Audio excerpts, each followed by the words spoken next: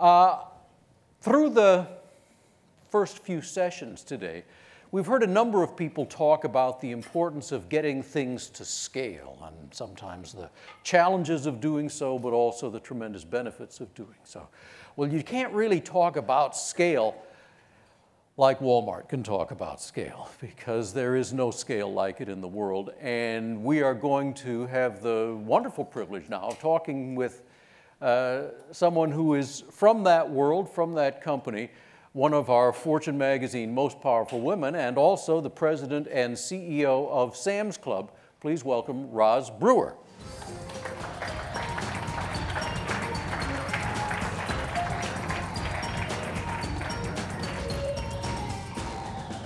Thank you, Roz. Welcome. Thank you, Geoff. You got cool entrance music. As I say, scale is something that is on a whole different scale with Walmart. Sam's Club within Walmart, if it were a freestanding business, you know this, the group may not know it, has $54 billion of revenue, $60 billion in most recent fiscal year. You would be a Fortune 50 company on your own if you were a freestanding business, one of the largest businesses in the world. I want to talk about something that has launched recently at Walmart, including Sam's Club, the Supplier Sustainability Index. Now, this only got launched really last fall. It doesn't yet apply to all categories, but it is a very ambitious attempt to gauge the sustainability of Walmart's suppliers. That's right. In the brief time that it has been in operation, what has happened that you've been able to notice as a result of it? So, first of all, thanks for having me here in this important conversation. I've been looking forward to this. We've been really pleased and proud with the success we've had so far. Yeah. When the consortium and the Sustainability Index was first thought about, it was really us taking a look at our supplier base and saying, we have more than 100,000 suppliers that we touch. And what could we do to mobilize our discussions in this important space? And we're pleased to say in just this short time that we've initiated these actions, we've got 400 product categories identified and that we're mobilizing. And we have 100 of our, not only our suppliers, but also our competitors engaged in this conversation. So Kroger and Tesco and others have joined us. We'd like to see more join us in this conversation, but it's been a real success story for us. And they are joining you through this group called the Sustainability Consortium, right? That's correct, the consortium. And we will be hearing a little more from them shortly. Why use an index? I mean, there's a lot to be talked about here, more detail than we can go into, but all of your suppliers ultimately are going to be given a score from 0 to 100 on sustainability. That's right. Now, there are a lot of ways to try to encourage sustainability within suppliers. This use of an index is an interesting one. Mm-hmm. Why go that route? Well, I think we all know what gets measured gets managed, and this gives us a common language to speak to. And it also gives us a chance to really multiply the work that we're doing across both Walmart and Sam's, and then across commodities. And just to give you an example of some of the outcomes that we've had, you know, I think many of you all are familiar with how the computer chip industry has advanced its work in reducing fluorocarbons. Well, we hadn't seen that same advancement with our TV manufacturers in terms of the way they manufacture screens. But we were able to mobilize the learnings from the chip industry into the television industry just because we involve both of those different areas.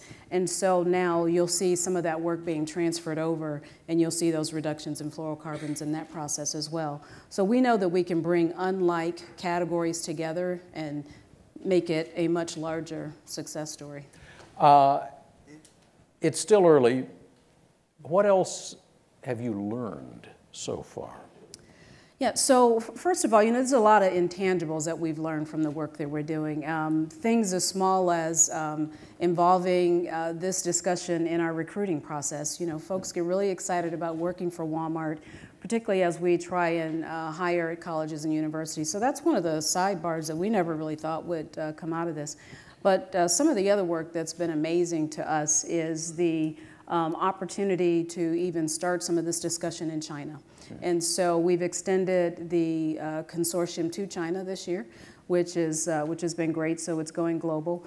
Some of the other things that have happened out of this that we're really proud of is just the discussions. You know, we've got examples where we're engaging our farmers around how do you reduce the use of fertilizer, which we know that is one of the most costly commodities that they face. And so we've had discussions about reducing the use of fertilizer and also reducing that contamination to groundwater. And so we've seen great advances in that. And it starts with our buyers.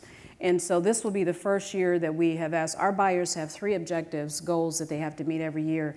This year, 1 of 3 goals is set on their sustainability initiatives. And so our buyers, which, you know, they're the face to our supplier industry, they are required to create a sustainable conversation with our supplier base. In addition to that, our suppliers are excited about it. You know you're doing great work when your supplier comes to you with a quarterly update and page 2 is, you know, a new program or a point of innovation that we can do together. So we know that this is growing down in their organizations. And it's exciting when you take a long-standing relationship like the relationships we have with Procter & Gamble and others, and then you can take it to another phase where we develop innovation together and we pass the cost savings on to the consumer. And it really doesn't get any better than that. You mentioned that the buyers now have sustainability as an element in their evaluation, is that right? Correct. So that connects to how well they are judged to be doing and presumably connects to their pay? Absolutely, to their pay, their performance, their ability to be promoted. Is sustainability in a large sense part of your evaluation? Absolutely. I have 6 objectives and 1 of 6 is around sustainability. We actually activate even our field organization. Let's say, for instance, the organization out in Florida, they create their own sustainable initiatives, but water conservation around the Everglades is important to that area. So we allow them to create those specifically for their areas. And for Sam's, we are definitely engaged in a lot of our food productivity and what we're doing. We're one of the largest food retailers in the world combined between Walmart and Sam's. And so a lot of the work we're doing is on the food side, but not exclusive there. I mean, the examples like the computer chip industry and what we're doing in electronics. So it grows. You mentioned the idea that a lot of these initiatives will eventually lower costs, which is a great benefit to you and to your many customers. Walmart's experience with environmental awareness and how that improves cost is a very well-known story and an incredibly impressive story. Mm-hmm.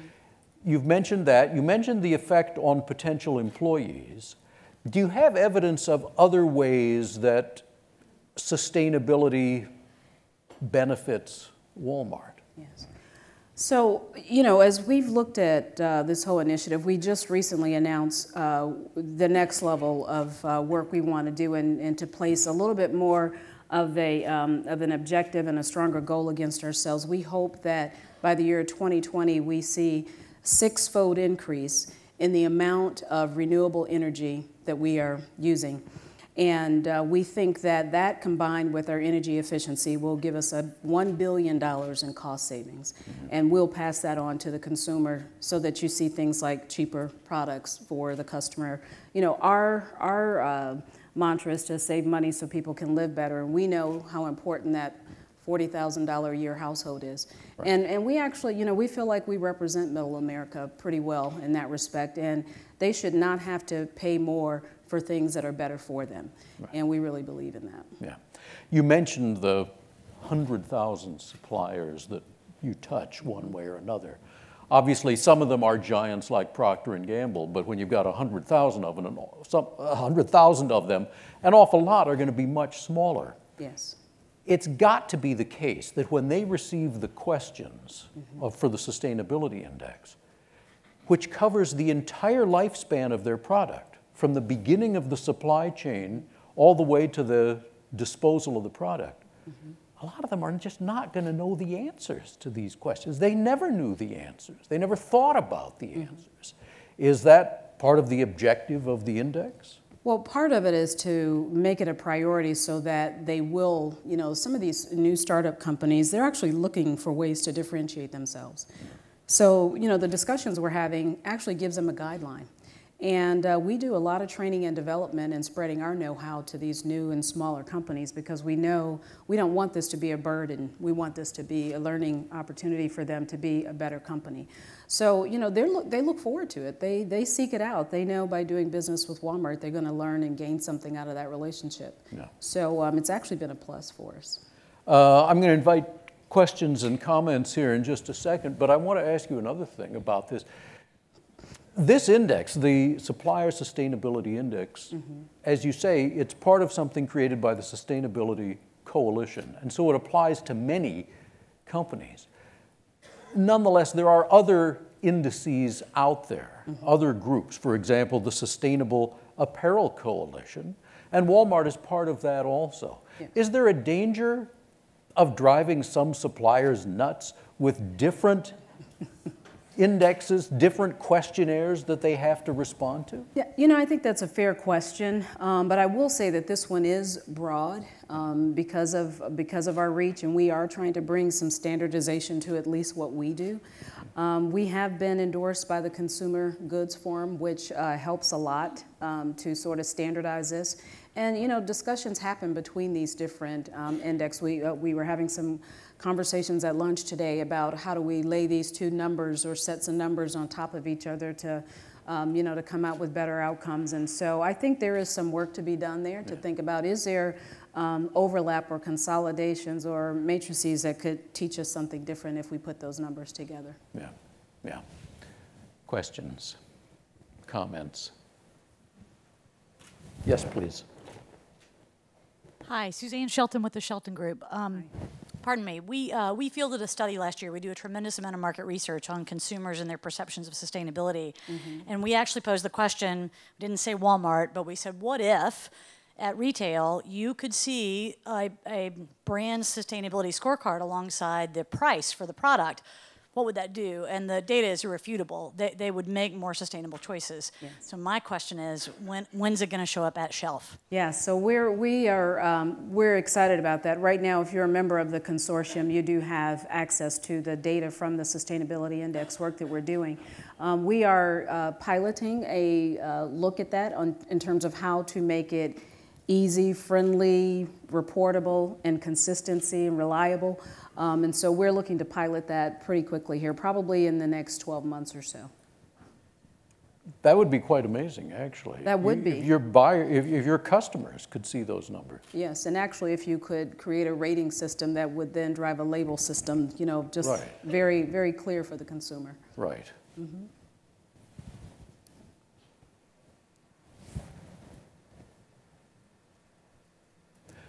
That gets actually to an, there it is.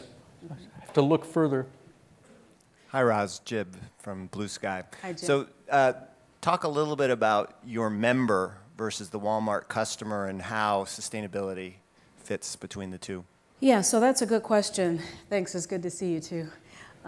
Just a little bit of difference in explanation between the Sam's member and the Walmart customer. The Sam's member is a little bit more affluent at $80,000 to $120,000 household income. So our members are asking us more about grain-fed beef and are willing to pay for it after they pay for a membership. They're asking for organics, and they ask the question about, how are we sourcing? So we get that question. But I will tell you that there is a commonality about the value, though. There's no difference between the member or the customer in terms of what they're willing to pay. And so that's why this scale is so important between Walmart and Sam's and what we do, because we know how important it is. Price matters. And so that's the part that is the same about us, but the demand is a little bit higher on the Sam side from what they'd like to see in products going forward. On that same issue, what have you learned over the past few years, meaning in the recession and in the slow growth aftermath of the recession, about what your customers are willing to pay for and not? You know, I get a chance when I'm out in clubs and stores to talk to our members often, and you know, they are still managing a pretty tight financial budget, and they shop from a list. But we'll see some things that are still very stable for them. I mean, you know, Greek yogurt, you know, and organic milk, because they do feel like health comes first. They know, and when you shop at Walmart and Sam's, it is cheaper. So there are a few things that they can maintain. And then, quite honestly, there's others that during the very lowest times of the economic downturn, you do see a slight turn away from those products. It's just a reality. If there's something that is a little bit higher priced, we see that. And then not only in our sustainable products, but that's overall in some of our categories. And did you get any sense about their willingness to favor sustainability when times are tough? Did it change? You know, one thing that we see is very consistent with our members and our customers is that they consistently, one thing that they look at, and is just a good eye visual for them, is they look at efficient packaging. You know, that hits them right away. They look at, you know, an opportunity to do, like for Sam's Club, for us to, we sell in bulk goods, so they may buy, you know, go ahead and buy bulk goods at that time. Mm-hmm. So, you know, we learned that they're still loyal and it's still important to them. And as soon as that economy began to turn back up, we saw a consistent investment in those categories. So I think what we've learned is that while price matters, they're loyal to a sustainable environment. Right. And look, I have heard people raise the issue of whether Walmart's overall commitment to sustainability has been maintained through these tough years. It's a natural question to ask about any company. Yeah. Now, I'm presuming that you're going to feel the answer is yes, but what's the evidence? So let me tell you what the process is like, or the way we've adopted this whole concept within our company. You know, we have quarterly sustainable milestone meetings in our business, and it's just as important in attendance as it is our operating plan meetings as we close out the quarter. And each time we have these quarterly meetings, we're talking about raising the bar. And we're also talking about how do we make this a part of our everyday hourly associate. And so we have personal sustainability projects going on within our clubs and within our stores. And you can walk in any of our stores and clubs right now and talk to our club managers and our store managers, and they will roll off the tip of their tongue exactly what their store or club is doing. And so that reminds me every time I'm out in the field that it's still front and center for them. And we are keeping this pretty prevalent. We've got them pretty excited about it and engaged. Yeah. You were educated as a chemist. Mm-hmm. Has that come in handy? You know, it really has. It sort of surprised me because it made me realize sometimes I miss it. And but it gives me a chance to sort of think about the analytics and think about the complexities that come together when you're thinking about, you know, you think you're a simple retailer selling, you know, valued goods to consumers every day, but then it gets a little bit more complex than that. And I think I rely back on that analytical chemistry when I need it. And so this is the fun thing we get to do. The other piece is the innovation that comes out of this. And being a chemist, and I worked in polymer chemistry for a good while, and you know, it was all about innovation. And now, you know, to be a retailer and then be able to talk about some real creative options in terms of the way you grow your produce and the way you manufacture your products, you know, it's pretty exciting. We are going to expand this discussion in just a second with a couple of new panelists. But first, let us please, to Roz Brewer, say thank you very, very much. Thank you. Thank you, Geoff. I enjoyed it.